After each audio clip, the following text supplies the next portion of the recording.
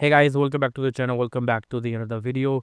In today's video, I'm going to talk about iOS 18.3.2. I know you guys were waiting for the iOS 18.4 RC2 video of after using for a one day, but that video will come by tomorrow. In today's video, I want to talk about iOS 18.3.2 for the one last time. I also want to talk about the release date of iOS 18.4. So let's begin this video. No, I'm using 18.3.2 for a very long time. I tested out this version on the iPhone 10s and I'm also using this one on the um iPhone 16 over here. So here are a few things I really want to talk about, and let's begin obviously with the battery life. So I will go into the battery over here. Let the battery stats load. Let me turn this into a dark mode so you can get a better view, hopefully. So over here we are into the battery section, and first thing first I want to talk about the battery draining. Now this is the time when I was not using my phone, as you can see, but still there is slightly battery draining. Now slightly battery draining is fine, there is no issue with that, but if it is gonna drain a lot, that could be issue. But over here, as you can see, it's a slight battery draining, so that is fine because in the background there are a lot of stuff that is going on, and this much drain is quite obvious, so there is no issue with this much drain.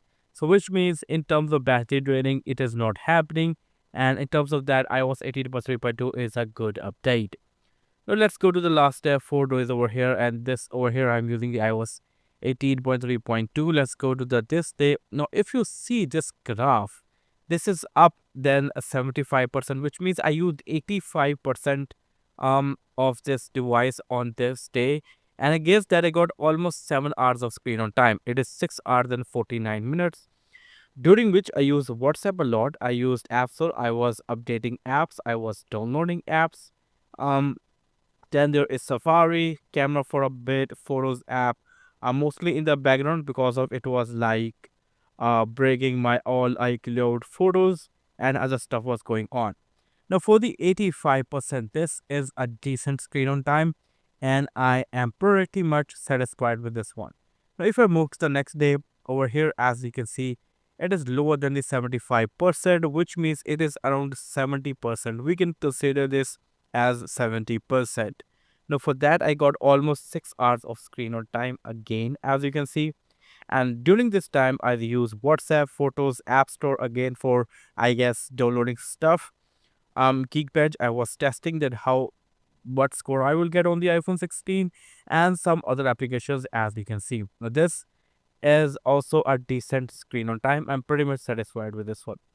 Now on the this day, so you can see this is lower than the previous one, so it we can consider it as 65%. So let's see how much I got for the 65%. Sorry for this. I got 6 hours and 41 minutes of screen on time. This is again really nice. I use TikTok, App Store, WhatsApp, yes, trying Playground, YouTube, and some other applications, as you can see. Now for the 65%, this is a really good screen on time, and I'm happy with how the battery life is performing on the iOS 18.3.2. So things are really nice. Although while putting my phone on a wireless charging, I am facing heating issues. Not only this device, also on the iPhone 10s. I put that phone on the charging, on the wireless charging, and the device was getting very heat up. I don't know why, but that is one issue going on, I guess, with the iOS 18.3.2, because that is also on the iOS 18.3.2. But so far, if I conclude the battery life, things are nice. Battery is decent, and I really hope and wish Apple improve slightly battery more and bring that to the iOS 18.4. Although 18.4 RC2 video will be coming by tomorrow. Now let's talk about the Geekbench score. Overall, in terms of performance, I haven't faced any sort of issue. While using this app, let me show you this app over here, that is Red Dot app, a payment app. While using this app, I was feeling lag.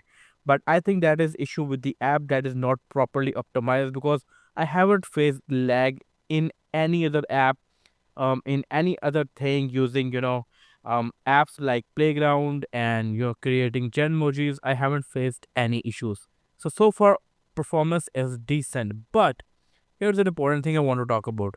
I am not happy with the Geekbench score. If I show you the CPU history over here, I got 3263 on a single core while 8070 on a multi-core. Now if I compare the single core with the average one, slightly lower. I don't know why, but it is slightly lower as you can see. Again in the multi-core it is slightly higher. So yes, scores are decent but not that impressive. And I still believe when the 18.4 will come out for the public, these scores will get better. And if I go to the show you the GPU scores, again, I'm not happy with the scores. 227,977 on a GPU metal score, which is slightly higher than the average one. As you can see, if I bring the device closer, you can see it is slightly higher than the average one. So yeah, nothing that impressive on paper when it comes to these scores. But overall, performance is decent. Things are working fine, which is a really nice thing. Now, as I talk about that I will be talking about the release date of iOS 18.4. So I'm going to talk about that. But before that, if I conclude, iOS 18.3.2 is a decent update. I know some people are facing issues. There could be, but overall, it's a decent update. And I think we need another update because for many people, they are facing issues. So I hope Apple will fix those issues with the iOS 18.4.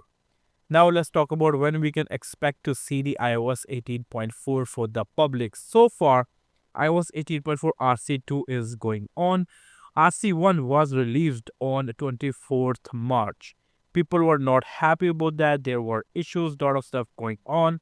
So Apple releases the release candidate 2 of iOS 18.4 on 28th March. I will be releasing the video of that by tomorrow, and so far things are looking decent.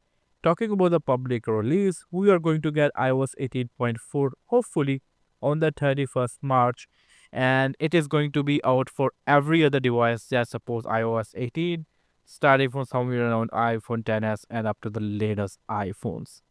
Well, this is all from this video. What are your thoughts about this video? How your device is performing for you?